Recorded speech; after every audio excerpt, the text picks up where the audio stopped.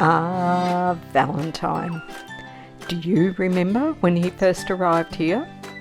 If not, you might be surprised to know that he's lucky to be around here still.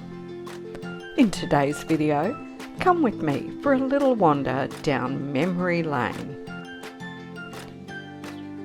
Valentine first arrived here in late 2022, and just look at him. He got his name mostly because of that amazing heart-shaped pattern on the end of his nose.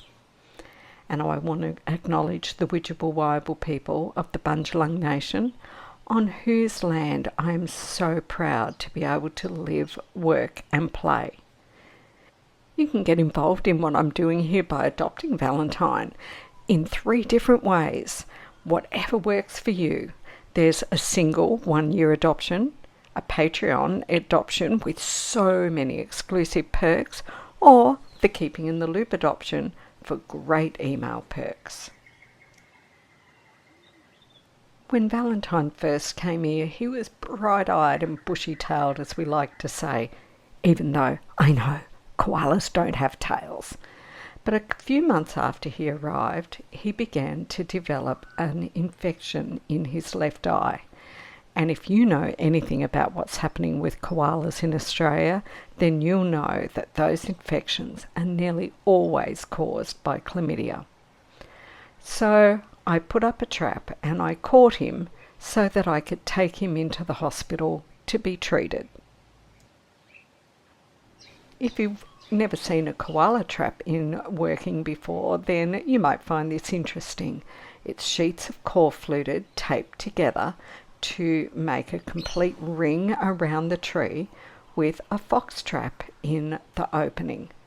So there he is up in that tree. This was a perfect tree for trapping because none of the leaves are touching any of the others. In he went to the hospital, was treated, and this is the day about 6 weeks later when I got to pick him up and bring him home again. And he looks fantastic and pretty happy with himself too, I think. We have a reasonable chance of success of treating chlamydia in the boys, particularly when it's only in their eyes.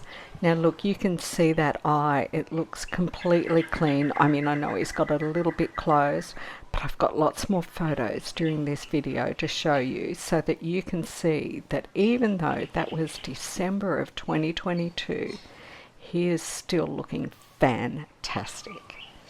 Koala Gardens is a private property, and I have donated my property to be a wildlife sanctuary and am actively working to regenerate as much koala habitat as I can and work to encourage other landowners to do the same. And I'm so excited to give a big shout out to the latest members in the ever-growing Patreon family, Kat and Milani. Welcome to the team. I can't tell you how much I appreciate your support, and they joined by paying for a year's support up front. Amazing. Thank you. Let's have a look at how well Valentine settled back into the property. He's like, oh, back to my favorite big swamp mahogany leaves. That nose pattern makes him so easy to identify, and he really is just one happy looking koala all the time. These photos are now, I'm showing you, they've been taken over months, and you can see that his eye is still looking fantastic. His appetite is huge. And that's just what we want to see in a koala. Look at that belly. Oh. He's really matured on too, because he was about 3 years old when he went into care. So towards the end of 2023, he was heading to becoming 4 years old. And that's when koalas completely mature. And I really noticed over the last 6 months that he has gone from a big lad to a really solid looking male. We can say that Valentine is the alpha of the property now as well. So that's like a really amazing feat that he's gone from coming here as a juvenile who was, moving from teenagerhood into early adulthood, had a chlamydia infection, got healed, and ended up being in charge of the property. What a success story. But being alpha doesn't mean you're guaranteed to get every girl. Look at Bonnie, tell him off, and down the tree he goes. I'm not messing with that girl, he says. Probably a smart move.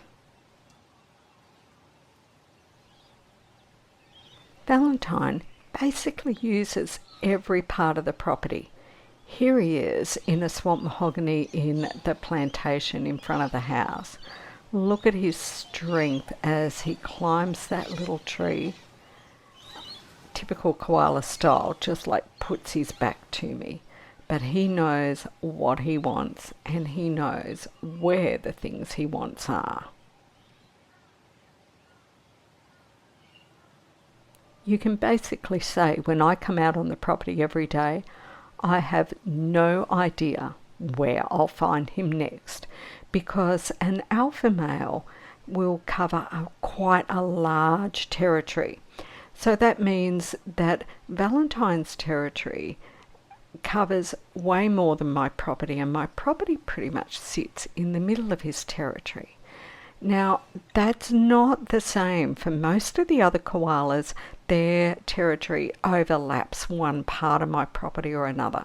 But because I can see him at any of the far tips of the property, that means that he is coming and going through all of those parts of the property, and therefore my property sits somewhere in the middle of his territory. Sometimes I don't see Valentine for a week or two, and then other weeks I'll see him 3, 4 and 5 days of the week. I'm sure that a lot of the things that influence how far he's moving and how often he's moving is where all the girls are, because, where are the girls?